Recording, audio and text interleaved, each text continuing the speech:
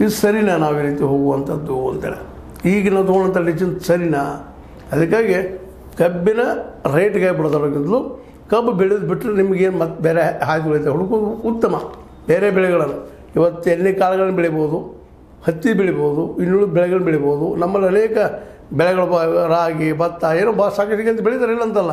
ಇನ್ನೂ ಅಷ್ಟು ಬೆಳೆದ್ರೆ ಜಗತ್ತಿಗೆ ಆಹಾರ ಒದಗಿಸುವಂಥದ್ದು, ಎಣ್ಣೆ ಒದಗಿಸುವಂಥ ಒಂದು ದೊಡ್ಡ ಏನಪ್ಪ ಅಂದ್ರೆ ಪಾತ್ರ ಇದಾಗುವ ಸಾಧ್ಯತೆಗಳಿದ್ದಾವೆ. ಈ ದಿಶೆಯಲ್ಲೆಲ್ಲ ವಿಚಾರ ಮಾಡಲಿ ಅನ್ನುವಂಥದ್ದು. ಆದರೆ ಅದೇ ಕಾಲಕ್ಕೆ ಸರ್ಕಾರ ಸಹಿತ ಎಚ್ಚರಗೊಂಡ ಮಿನಿಮಮ್ 4,000 3,500 ಅಲ್ಲ. ರೈತರ ಪಾಪ ಗೊತ್ತಿಲ್ಲ, ಲೆಕ್ಕ ಮಾಡಿಲ್ಲ ಅವ್ರು ಸರಿಯಾಗಿ ಮಾಡ್ಲಿಕ್ಕೆ ಬರ್ತಾಯಿಲ್ಲ. ದೊಡ್ಡ ಗುಣ ಅವ್ರದ್ದು ಬರ್ತಾಯಿಲ್ಲ. ದೊಡ್ಡ ಇಷ್ಟರ ಕೊಡಲಪ್ಪ ಮಾರ ನಾವು ಬದುಕ್ತೀವಿ ಹೇಗಾದ್ರು ಅಂತೇಳಿ. ಯಾಕಂದರೆ ಒಂದು ಯಾವುದೋ ಒಂದು ಬೆಳೆ ಬರ್ತದೆ, ಊಟ ಮಾಡ್ಕೊಂಡು ಬದುಕೊಂಡು ಹೋಗ್ತಾರೆ. ಅದು ಮತ್ತೇನಿಲ್ಲ. ಇದನ್ನು ಕಂಟ್ರೋಲ್ ಮಾಡ್ಬೇಕಾಗಿದ್ದು ಇವತ್ತಿನ ಸರ್ಕಾರದ ಕರ್ತವ್ಯ.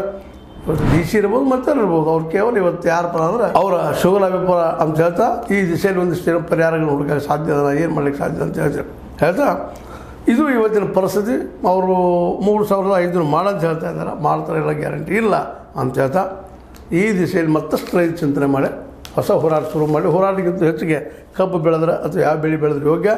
ಸರ್ಕಾರ ಇದೇ ಕಾರ್ಯಕ್ರಮ ಮತ್ತೆ ಹೇಳ್ತಾ ಇದ್ದೀನಿ. ಮತ್ತು ಇವತ್ತು ನಮ್ಮ ಸಂಘ ಸಂಸ್ಥೆಗಳು ಸಹಿತ ಈ ದಿಶೆಯಲ್ಲಿ ಗೋಡೌನ್ಗಳು ಬದುಕಿಸೋ ದಿಶೆಯಲ್ಲ, ಜೊತೆಗೆ ಅವ್ರು ಮಾರ್ಕೆಟ್ ಮಾಡೋ ದಿಶೆಯಲ್ಲಿ ಯೋಚನೆ ಮಾಡಿ ಅಂತ ಮತ್ತೆ ಒತ್ತಿ ಹೇಳ್ತಾ, ಇದು ನಿಮ್ಮ ಲೈಕ್ ಆಗಿರ್ಬೋದು, ಲೈಕ್ ಮಾಡಿ, ಶೇರ್ ಮಾಡಿ, ಕಮೆಂಟ್ ಮಾಡಿ, ಜೊತೆಗೆ ಸಬ್ಸ್ಕ್ರೈಬ್ ತಿಳಿಸ್ಬಿಟ್ಟು. Real 16 ನ್ಯೂಸ್ ಸತ್ಯದ ಕೈಗಳಲ್ಲಿ ವಂದನೆಗಳು.